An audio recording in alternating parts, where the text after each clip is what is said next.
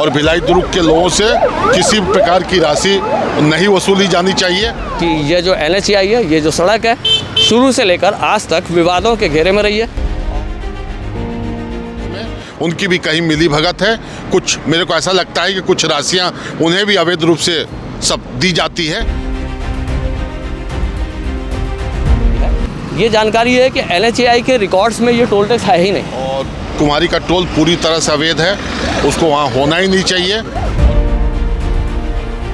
भैया जनता की जो सुरक्षा है या जनता के हिफाजत की जो वैल्यूज़ हैं वो कैसे लौटा पाएंगे? ये NHAI के रिकॉर्ड्स में ये टोल टैक्स मेंटेन ही नहीं हो रहा है। NH की जो नागरिक सुविधा है उस हिसाब से भिलाई दुर्ग वासियों को उसकी कोई भी सुविधाएं नहीं मिल रही है। VIPs का काफिला जा रहा है इसी टोल से, ये VIPs का काफिला निकल रहा है। भैया जनता की जो सुरक्षा है या जनता के हिफाजत की जो वैल्यूज़ हैं वो कैसे लौटा पाएंगे? ये मतलब देखिए, लोग अगर सड़क पर चलते हैं तो सड़क पर चलने के लिए उन्हें एक टैक्स देना पड़ता है जिसे रोड टैक्स कहते हैं, और ये रोड टैक्स टोल टैक्स भी मांगा जाता है। और टोल टैक्स आप लोग क्यों देते हैं उसकी पहले आप समरी समझ लीजिए, आगे की स्टोरी आपको बताएंगे। टोल टैक्स दरअसल ये होता है कि जहाँ पर सड़कें चौड़ी की जाती हैं, 4 लेन 6 लेन इस तरह से सड़कें बनाई जाती हैं, उन जगहों के व्यवस्था के लिए टोल का लेना एक गवर्नमेंट का प्रोसेस है, जिसमें आपको अच्छी सड़कें देने के लिए गवर्नमेंट कहती है और उसके बहुत सारे नॉर्म्स हैं। और आप अगर अच्छी सड़कों में चलेंगे तभी आपको टोल टैक्स देना है। आप अगर अच्छी सड़कों में आप सुगम यातायात कर पाएंगे तब आपको टोल टैक्स देना है। अगर गड्ढों से भरी हुई सड़क में आप अगर ट्रैवल कर रहे हैं तो वहाँ पर आपसे टोल लेने का कोई भी अधिकार नहीं रखता है। और बहुत सारे उसके नियम कायदे हैं, नियम कायदों के बारे में आपको भी पता होगा और हम भी आपको थोड़ी जानकारी दे दें कि अगर टोल टैक्स से आप गुजर रहे हैं और NH से आप गुजर रहे हैं तो आप जाहिर सी बात है उस बात का कर दे रहे हैं कि आप एक अच्छी सड़क से होते हुए आना है और अच्छी सड़क से जाना है।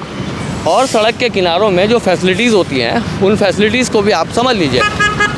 आपको एनी टाइम एम्बुलेंस की सुविधा मिलनी चाहिए, आपको पानी प्रदाय के लिए आपकी व्यवस्था होनी चाहिए, एनी टाइम पुलिस सिक्योरिटी होनी चाहिए ताकि अगर कोई घटनाक्रम हो जाते हैं, कोई तकलीफ़ हो जाती है, पुलिस से लॉ एंड ऑर्डर संबंधित कोई बातें हो जाती हैं, उस विषय को वो क्लियर आउट किया जा सके। इसलिए ये फैसिलिटीज़ जो NHAI है वो प्रदान करती है और ये नियमों में है। लेकिन बहुत सारे नियम हैं, नियम मेरे ख्याल से हिंदुस्तान में टूटने के लिए बनाए जाते हैं। और जिस सड़क में मैं अभी खड़ा हूँ उसकी स्टोरी पे आगे आऊँगा और आपको ये बताना चाहेंगे कि यहाँ पर मैं इस वक्त कुम्हारी टोल प्लाज़ा के पास खड़ा हूँ। ये कुम्हारी टोल टैक्स लिया जाता है यहाँ पर, और ये जो सड़क है नेहरू नगर से लेकर रायपुर तक यहाँ से यहाँ तक जाती है।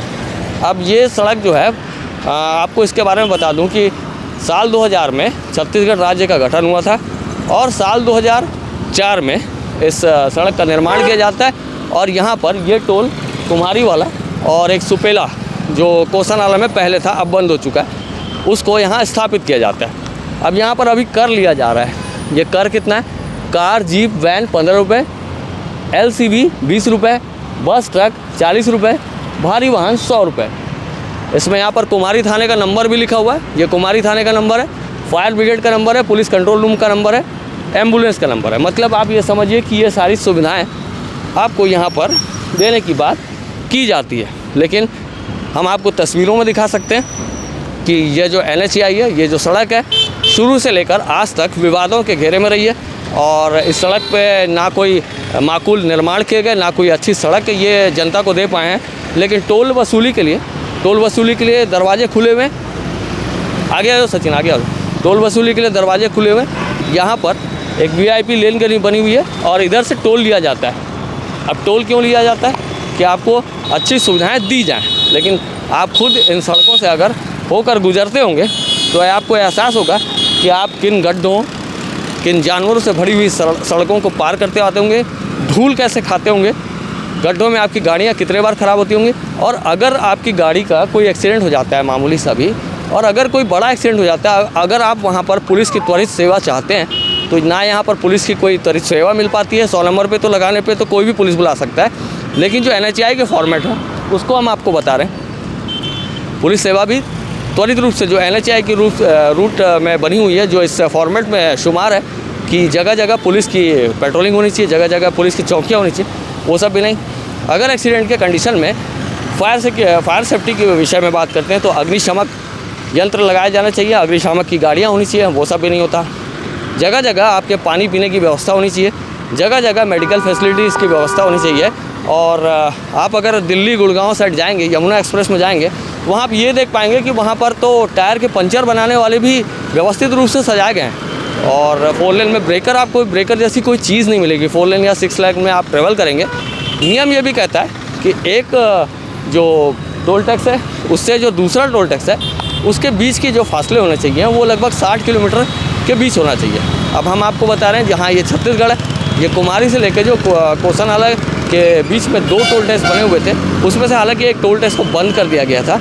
वो इसलिए क्योंकि उसके खिलाफ में याचिकाएं लगी हुई थी कि ये टोल टैक्स अवैध बनाया हुआ है। अब इस टोल टैक्स की अगर बात करें तो जहाँ तक हमें जानकारी प्राप्त हो रही है, ये जानकारी है कि NHAI के रिकॉर्ड्स में ये टोल टैक्स है ही नहीं। NHAI के रिकॉर्ड्स में ये टोल टैक्स मेंटेन ही नहीं हो रहा है। साल 2004 से 2019 तक इसका टेंडर हुआ था, जिसमें जो यहाँ की ठेका निर्माण कंपनी है DSC वाइकॉन, उसको ठेका मिला हुआ था और 2019 में ये ठेका समाप्त हो जाता है। लेकिन 2019 में ठेका समाप्त होने के बाद में आज 2023 चल रहा है।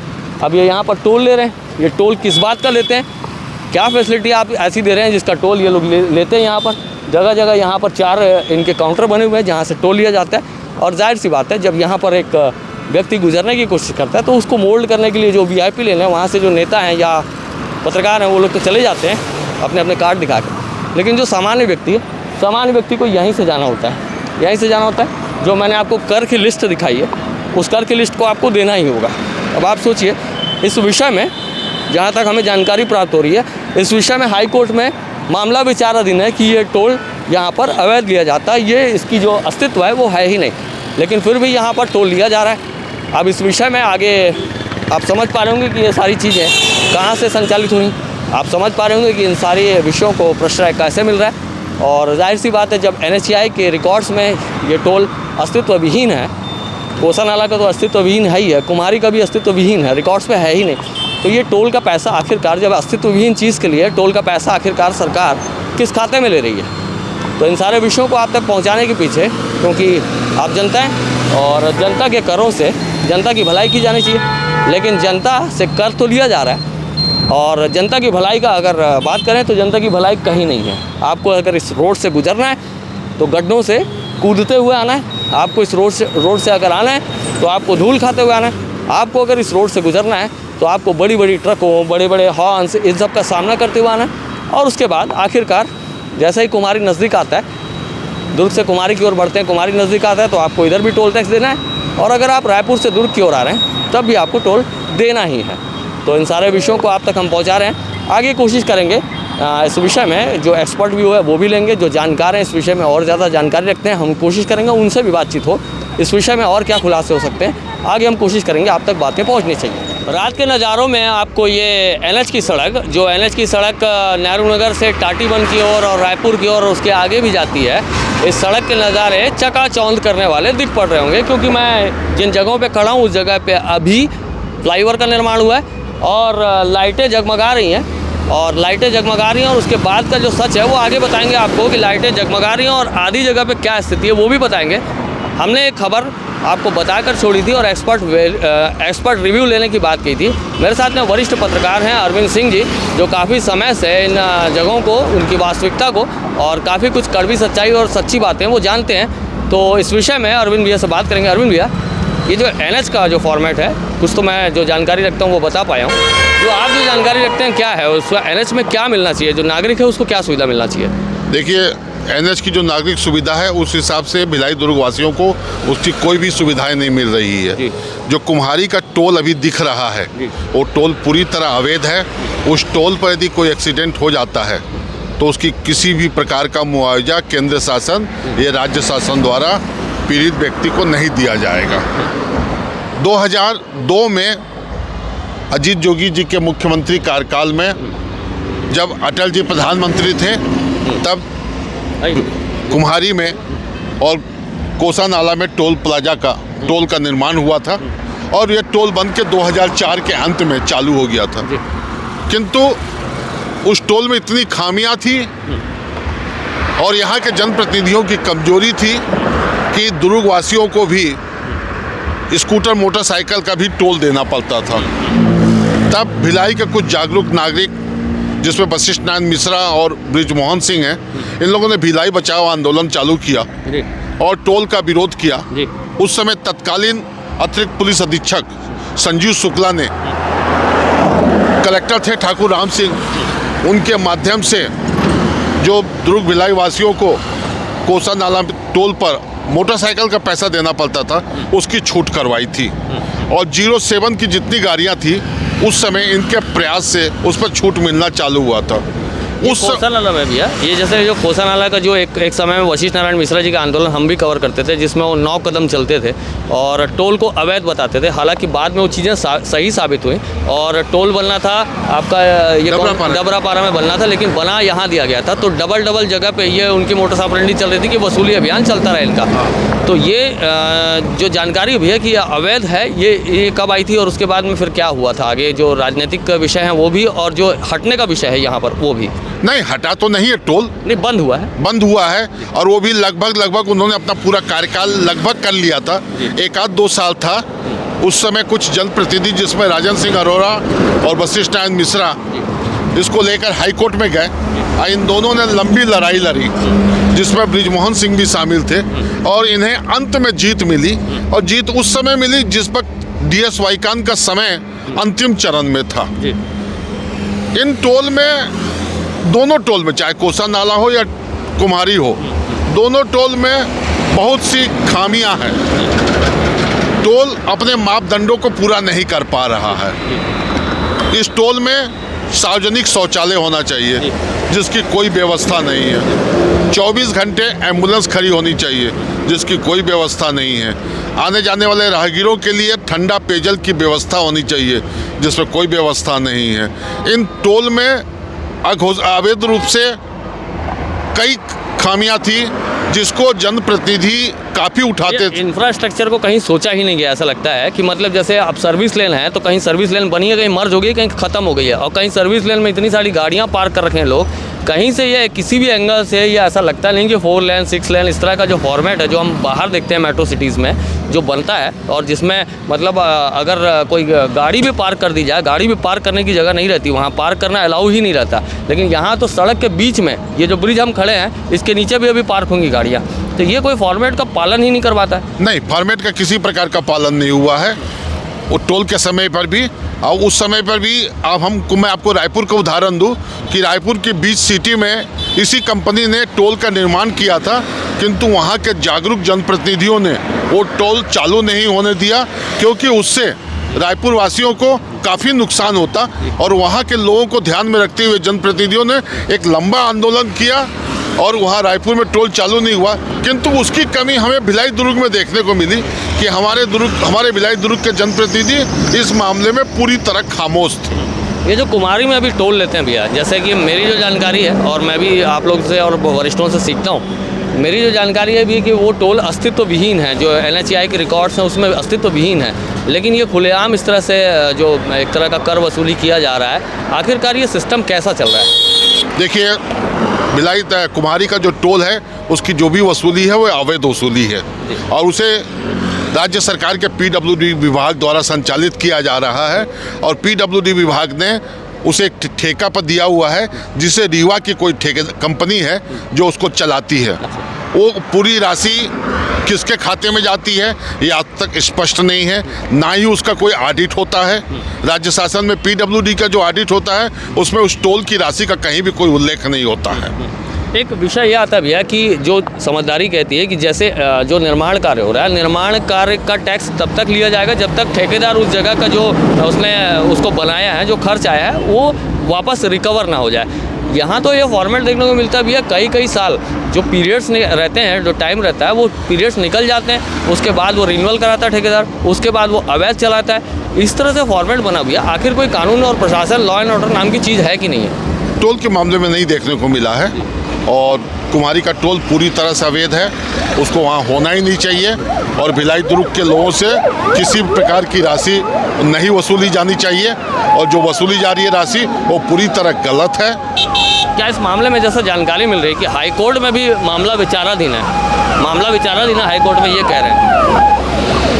अच्छा, वीआईपीज़ का काफ़िला जा रहा है इसी टोल से, ये वीआईपीज़ का काफ़िला निकल रहा है। और जाहिर सी बात है जननेता इसी सड़क से आते जाते हैं, लेकिन जाहिर सी बात है अब जननेताओं या बड़े मंत्रियों के तो टोल लगते नहीं होंगे, लेकिन आम जनता को तो अपने आप को पेरना होता है। तो भैया ये जो पूछ रहा हूँ कि मतलब जो हाई कोर्ट में जो मामला विचाराधीन है इस विषय को लेकर कि ये अवैध है, तो उसमें क्या जानकारी आपको?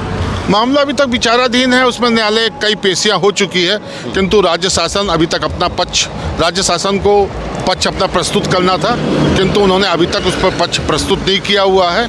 और उसकी सुनवाई संभवतः नवंबर में है, 27 नवंबर के आसपास उसकी पेशी है, और उस दिन क्या फैसला आता है ये तो समय की ये जो एसेट है भैया ये NHAI का है, मतलब राष्ट्रीय राजमार्ग का है। अब NHAI का एसेट है, मालिक वो है, मतलब बोलना चाहिए पिता या माता जो है एजेंसी वो है, लेकिन अगर कोई स्टेट का ऑर्गेनाइजेशन इस जगह पे आधिपत्य जमा बैठे तो NHAI के जो बोलना चाहिए कि उसके जो एसेट है वो उसकी भी रक्षा नहीं कर पा रहे हैं, केंद्र का भी यही दोष है। हाँ, वो NHAI के अधिकारी भी इसके लिए जवाबदार हैं, और जो कुम्हारी का टोल चल रहा है उनकी भी सहमति है उसमें, उनकी भी कहीं मिली भगत है। कुछ मेरे को ऐसा लगता है कि कुछ राशियाँ उन्हें भी अवैध रूप से सब दी जाती है भेंट स्वरूप, जिसकी वजह से कुम्हारी का टोल NHAI के सहयोग से निरंतर जारी है।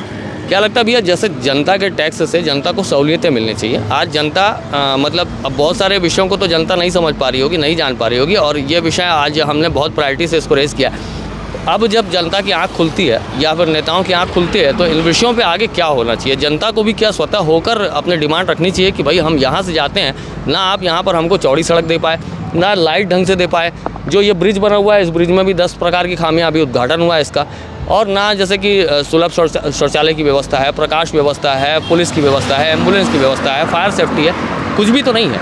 सर्विस लेन बस पड़ी हुई है। उसमें एक चीज़ है कि टोल से इसका कोई लेना देना नहीं है, इस टोल से ओवर ब्रिज का कोई लेना देना नहीं है। ओवर ब्रिज सड़क की बात कर रहा हूँ। हाँ, सड़क देखिए, आज अपन जिस टोल पर हैं अभी हाल में इसका उद्घाटन हुआ है शशिकांत जी, ब्रिज का, ओवर ब्रिज का, किंतु आज इस ओवर ब्रिज में आप चलते समय देखिए कि हिलता है, ये भी अपने पूरे मापदंड के तहत नहीं बना है, और इसमें भी काफ़ी खामियां हैं, इसका भी सही ढंग से निरीक्षण नहीं हो पाया है, साफ खामियां हैं, साफ सफाई का अभाव है, लाइट का अभाव है। आप देखिए कि आधे से ज़्यादा ओवरब्रिज अंधेरे में डूबा हुआ है और आधे से ज़्यादा ओवरब्रिज में लाइटिंग है। इस ओवरब्रिज पर भी कहीं पर भी एम्बुलेंस या यातायात पुलिस की 24 घंटे व्यवस्था नहीं है। आप अन्य शहरों में जाइए कि जहाँ कि आप 4 लेन पर चलेंगे तो आपकी गाड़ी यदि कुछ खराब हो जाती है तो विदिन अ सेकेंड वहाँ की पुलिस पहुँच जाती है और आपकी सहायता के लिए उपलब्ध हो जाती है, किंतु उस चीज़ का अभाव